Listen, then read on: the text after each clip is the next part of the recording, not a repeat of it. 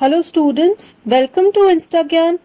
आज की वीडियो उन सभी स्कूल स्टूडेंट्स के लिए है जो एमसीक्यूज से झटका खा गए हैं। अगर आप भी घबरा रहे हैं कि एमसीक्यूज कैसे सॉल्व करने हैं तो ये वीडियो आपके लिए है। अगर आप स्कूल में पढ़ते हैं क्लास 5, 6, 7, 8, 9, 10, 11, 12 में, तो आप सबके सिलेबस में सीबीएसई ने एमसीक्यूज ऐड कर दिए हैं। तो मैं आपके साथ कुछ ऐसी बढ़िया टिप्स शेयर करूंगी जिनकी मदद से आप एमसीक्यूज आसानी से सॉल्व कर पाएंगे एंड आप उसमें फुल मार्क्स भी स्कोर कर पाएंगे। तो कुछ हाइलाइट्स देखते हैं। सीबीएसई ने ऑब्जेक्टिव टाइप क्वेश्चंस इंट्रोड्यूस किए हैं सभी सब्जेक्ट्स में। तो अब से आपके English, Hindi, mathematics, social studies और साइंस सभी सब्जेक्ट्स में मल्टीपल चॉइस क्वेश्चंस आपके सिलेबस में ऐड हो गए हैं और इनकी वेटेज इक्वल है सब्जेक्टिव पेपर की, यानी कि 50% वेटेज दी जाएगी ऑब्जेक्टिव टाइप क्वेश्चंस को and this means a lot of marks. No negative marking is there. अगर आपका आंसर गलत भी हो जाएगा तो आपके मार्क्स कट नहीं होंगे। दैट मीन्स आप बेहिचक होकर सारे क्वेश्चंस को सॉल्व कीजिए, सारे एमसीक्यूज के आंसर्स दीजिए।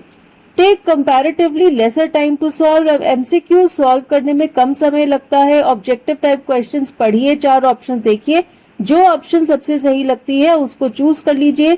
आपको ज्यादा समय नहीं लगता एमसीक्यूज को सॉल्व करने में और आप 100% मार्क्स यानी कि टोटल जितने मार्क्स हैं सभी मार्क्स स्कोर कर सकते हैं, कोई मार्क कटता नहीं है। सो एमसीक्यूज आर स्कोरिंग, आप फुल मार्क्स ले सकते हैं ऑब्जेक्टिव टाइप सेक्शन में and so I would suggest कि आप अपने पेपर में सारे के सारे एमसीक्यूज ऑब्जेक्टिव टाइप क्वेश्चंस को सॉल्व करें। तो अब मैं आपके साथ कुछ यूजफुल टिप्स शेयर करूंगी जिनकी मदद से आप एमसीक्यूज को आसानी से सॉल्व कर सकते हैं। और अगर आपको कोई आंसर नहीं भी आता है, अगर कोई डाउट है, अगर कोई कंफ्यूजन है, तो भी आप सही आंसर दे सकते हैं। आइए देखते हैं ये टिप्स क्या है। सबसे पहली टिप सबसे ज्यादा इंपॉर्टेंट टिप है और ये टिप आप इग्नोर नहीं कर सकते। टिप नंबर 1 है elimination. Elimination is very easy. Elimination का क्या मतलब है? खत्म कर देना। अब आपको किस चीज को खत्म करना है? जो ऑप्शन आपको लगती है कि सबसे ज्यादा इररेलेवेंट है, जो आपका आंसर हो ही नहीं सकती, उस ऑप्शन को क्रॉस कर दीजिए। इस तरह से आप अपने क्वेश्चन में दी गई 1 या 2 ऑप्शंस को कम कर सकते हैं। फिर आपके पास बचेंगी 2 ऑप्शंस। उनमें से करेक्ट आंसर अगर आपको नहीं भी पता, आप अगर गेस भी करते हैं तो आपका आंसर करेक्ट होने के चांसेस 50% है। That means quite possible that you can score marks in that question. तो अगर आपको किसी क्वेश्चन का आंसर नहीं पता, आप डाउटफुल हैं, तो आप क्या करेंगे? आप सबसे पहले एलिमिनेशन यूज करेंगे और जो ऑप्शन सबसे ज्यादा इररेलेवेंट है, जो आंसर हो ही नहीं सकता, उन्हें क्रॉस कर देंगे। उसके बाद आपके पास 2 या 3 ऑप्शंस बचेंगी। उनमें से आपको लगेगा कि जो ऑप्शन सबसे ज्यादा सूटेबल है, आप उसे चूज कर लेंगे। तो ये तो थी हमारी सबसे यूजफुल और सबसे इंपॉर्टेंट टिप नंबर 1 एलिमिनेशन की। अब हम देखते हैं टिप नंबर 2 क्या है। ये भी बहुत इंपॉर्टेंट है। टिप नंबर 2 है शॉर्ट लिस्टिंग। शॉर्ट लिस्टिंग में आपने क्या करना है?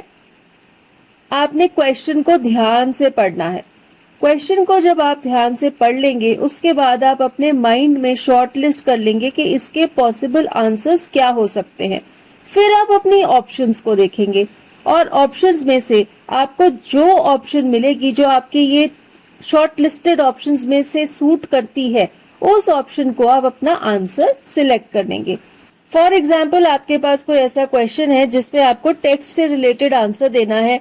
फॉर एग्जाम्पल, कोई कहानी है, उसमें उन्होंने पूछा है कि उस लड़की की उम्र कितनी थी।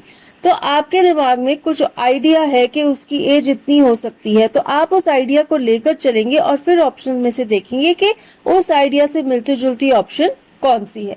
अब चलते हैं हमारी टिप नंबर 3 पे। ये भी बहुत रेलेवेंट है। टिप नंबर 3 है माइंड ट्रिक। अब माइंड ट्रिक आपके मैथमेटिक्स में बहुत यूजफुल है और अगर आपके पास साइंस में भी कोई न्यूमेरिकल आ जाता है, उसमें माइंड ट्रिक बहुत यूजफुल है। माइंड ट्रिक में आप क्या करेंगे? आप मेंटल मैथमेटिक्स की जो टेक्निक्स हैं वो यूज कर सकते हैं। आप वैदिक मैथ्स के जो ट्रिक्स हैं, जिनकी मदद से आप फटाफट क्वेश्चंस को सॉल्व कर सकते हैं, जैसे कि मल्टीप्लिकेशन, एडिशन, डिवीजन, इसके लिए आपको पूरा क्वेश्चन सॉल्व करने की जरूरत नहीं है। आप ऐसे ट्रिक्स यूज करके एंड का डिजिट गेस कर सकते हैं, स्टार्टिंग के डिजिट्स या टोटल नंबर ऑफ डिजिट्स कितने होने चाहिए आंसर में। जब आपको ऐसी चीजें पता लग जाएंगी तो आप ऑप्शंस में से देख सकते हैं कि जो एंड डिजिट है वो कौन सी ऑप्शन में है, या फिर जो टोटल नंबर ऑफ डिजिट्स होने चाहिए वो कौन सी ऑप्शन में है। और इस तरह से आप एलिमिनेशन यूज करके और ये ट्रिक्स यूज करके अपने आंसर तक पहुंच सकते हैं without actually solving the question. So this saves a lot of time and this saves a lot of effort and it ensures that you get your answer correct.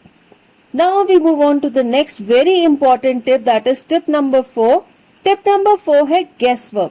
अब जैसे कि CBSE के बोर्ड एग्जाम्स में या किसी भी class exam में कोई नेगेटिव मार्किंग नहीं है, this is very important, there is no negative marking, so you can use guesswork. आप तुक्का मार सकते हैं। अगर आपको किसी भी क्वेश्चन का आंसर बिल्कुल भी नहीं पता तो भी उसे अटेम्प्ट कीजिए, आंसर को खाली मत छोड़िए, क्योंकि नेगेटिव मार्किंग तो होगी नहीं, तो हो सकता है आपका गेस काम कर जाए और आपको मार्क्स मिल जाए। लेकिन you have to do intelligent गेसिंग।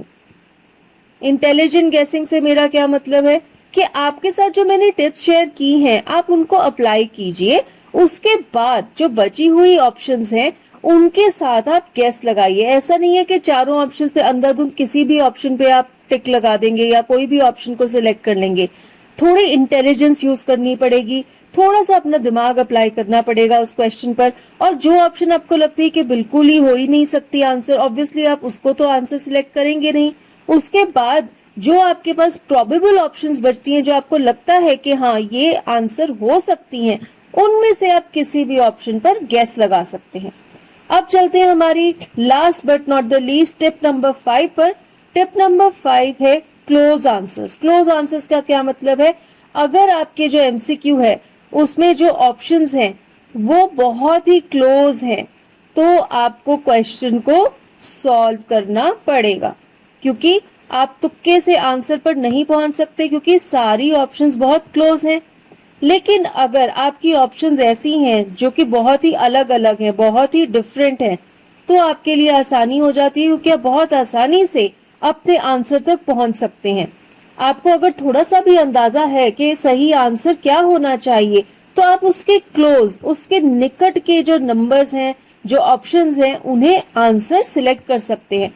इसलिए आपको उसमें कोई भी दिक्कत नहीं रहेगी। अगर क्वेश्चन में जो ऑप्शंस दी गई हैं वो बहुत ही अलग अलग हैं, बहुत ही डिफरेंट है, एंड आप इजीली गेस कर सकते हैं कि ये वाली ऑप्शंस तो आंसर हो ही नहीं सकती, बची जो ऑप्शंस हैं उनमें से आंसर कौन सा होना चाहिए आप उसे आसानी से आइडेंटिफाई कर पाएंगे।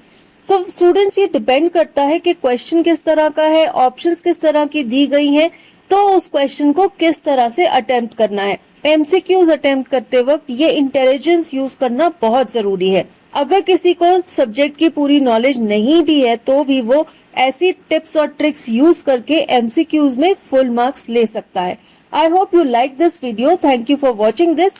If you liked it, don't forget to hit the like button, share this video with your friends, and for more videos, subscribe to the channel by hitting on the bell icon. Thank you.